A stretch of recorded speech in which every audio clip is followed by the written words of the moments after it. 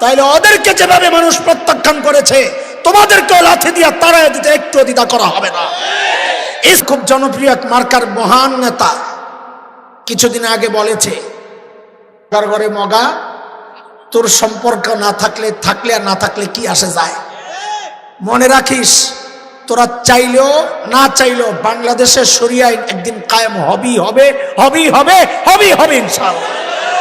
না হিসাবে জাহান্নামে যাবে, কিন্তু তারা দেখতে আমার মতোই মুসলমান, নামে আমার মতোই নাম, দাড়িও হয়তো আছে, নামাজও হয়তো পড়ে, কিন্তু সে জানে না সে এমন কিছু কথা বলে ফেলেছে, এমন কিছু কাজ করে ফেলেছে যে সে নিজেকে মুরতাদদের খাতায় নিজের নাম উঠায়া দিছে। আর আল্লাহ বলেন, যারা মুরতাদ তারাও বিনা হিসাবে জাহান্নামে যাবে। ওয়ামান ইয়ারতাদিদ মিনকুম আন দীনি ফায়ামুত ওয়া হুয়া কাফির ফাউলাইকা হাবিতাত আ'মালুহুম ফিদ দুনিয়া ওয়াল আখিরাহ ওয়া উলাইকা আসহাবুন নার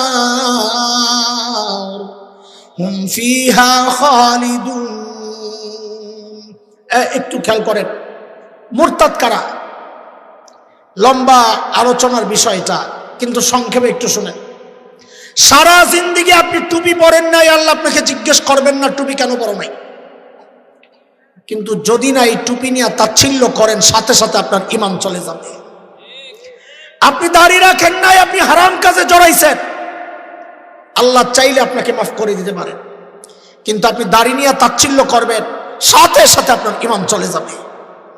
আপনি পর্দা করেন না, হারাম কাজে জড়াইছেন, আল্লাহ চাইলে আপনাকে মাফ করে দিবেন। কিন্তু আপনি পর্দাকে নিয়ে তাচ্ছিল্য করবেন, সাথে সাথে ঈমান চলে যাবে। আপনি ময়দানের জিহাদে যেতে পারেন নাই, কাফেরের বিরুদ্ধে লড়াই করতে পারেন নাই, এটা আমার ঈমানি দুর্বলতা। কিন্তু যারা চালাচ্ছে সেই মহান যোদ্ধাদেরকে আপনি জঙ্গি বলে, সন্ত্রাসী বলে তাচ্ছিল্য করবেন, জিহাদকে সন্ত্রাস বলবেন, জিহাদের বইগুলোকে জঙ্গি বই আর সন্ত্রাসের বই বইলা ওই সমস্ত মানুষগুলোকে গ্রেফতার করবেন। জিহাদের মাধ্যমে যারা নিজেদের রাষ্ট্র প্রতিষ্ঠা করেছে ওই আফগানিস্তানের তালেবানদেরকে সন্ত্রাসী আখ্যা দিবেন। খোদার কসম, যারা মুজাহিদদেরকে সন্ত্রাসী বলবে, জিহাদকে সন্ত্রাস বলবে, আল্লাহর কসম সে মুরতাদ, তার ঈমান থাকতে পারে না, ঈমান থাকতে পারে না। ঠিক তো কর, মার্কা দেখলে তো আবার মার্কার পিছে দৌড় মারে। আপনাদের খুব জনপ্রিয় এক মার্কার মহান নেতা কিছুদিন আগে বলেছে, শরিয়া আইনের সাথে আমার দলের কোনো সম্পর্ক নাই।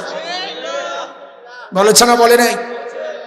মগার ঘরে মগা, তোর সম্পর্ক না থাকলে আর না থাকলে কি আসে যায়। মনে রাখিস, তোরা চাইলেও না চাইলেও বাংলাদেশের শরিয়া আইন একদিন কায়েম হবেই হবে, হবেই হবে, হবেই হবে ইনশাআল্লাহ, কোনো সন্দেহ নাই। বলি হুজুর কিসের শক্তিতে এত জোরে কথা কইতেছেন? এটাই তো বুঝেন না আপনারা। ইনসাফের জয়ের জন্য শক্তি লাগে না, বড় অস্ত্র ওলা জরুরি না। এই জুলাই আগস্ট বিপ্লবে আমরা দেখেছি, সমস্ত রাষ্ট্র শক্তি যখন ঝাঁপায়া পড়ল নিরীহ নিরস্ত্র মানুষের উপর, পার্শ্ববর্তী দেশের সহায়তায় সন্ত্রাসীদেরকে যখন লেলিয়ে দেওয়া হলো নিরীহ নিরস্ত্র মানুষের উপর, তাদের জয়ের জন্য একটা মুখ্যম অবস্থা, জয়ের জন্য যথেষ্ট হয়ে গেছিল। সেটা কি?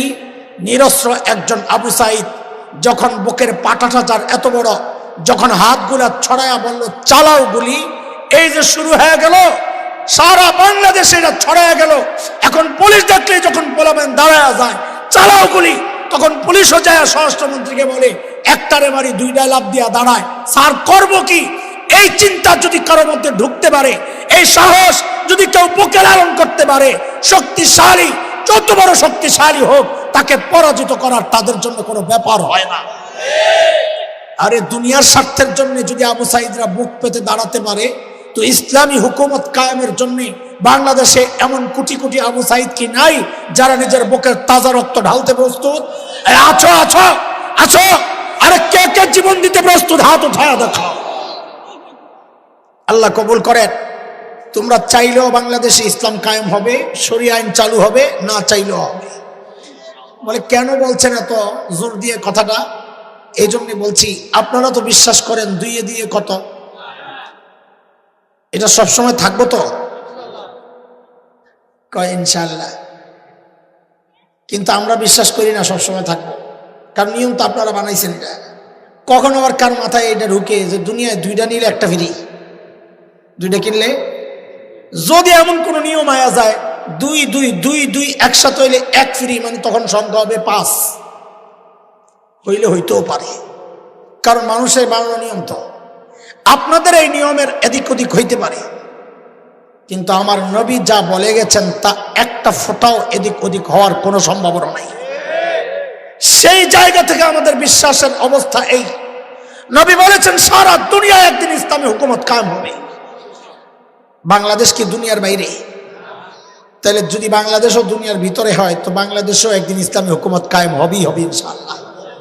তোমার মতো ইসলামের কলম করা চাইলেও কি না চাইলেও কি, নাম রাখছে ইসলামের ফখরুল ইসলাম, মানে কি ইসলামের, আমরা বলি যারা ইসলাম প্র্যাকটিস করে না, যারা বলে ইসলামের সাথে শরিয়ার সাথে আমাদের কোনো সম্পর্ক নাই, ওরা ঘোড়ার ডিমের ইসলামের ফখর, ওরা ইসলামের কলঙ্ক। বলেন ওরা কি ইসলামের কলঙ্ক আর বাইরো না? তাইলে ওদেরকে যেভাবে মানুষ প্রত্যাখ্যান করেছে, তোমাদেরকেও লাথি দিয়া তাড়ায় দিতে একটু দ্বিধা করা হবে না। ইসলামের প্রশ্নে আমরা কারো লেজুর বৃত্তি করতে পারবো না। ইসলামের প্রশ্নে আমরা সবাই এক জায়গায় এক, প্রতিপক্ষ যেই হোক সাইনবোর্ড দেখবো না, মার্কা দেখবো না, যদি দেখি ইসলামের বিরুদ্ধে তার অবস্থান, লাথি দিতে একটু দেরি করবো না। আরে কথা বলেন, কথা বলেন। হ্যাঁ হ্যাঁ, এমনটা না করতে পারলে আপনার ঈমান নিয়ে সন্দেহ আছে।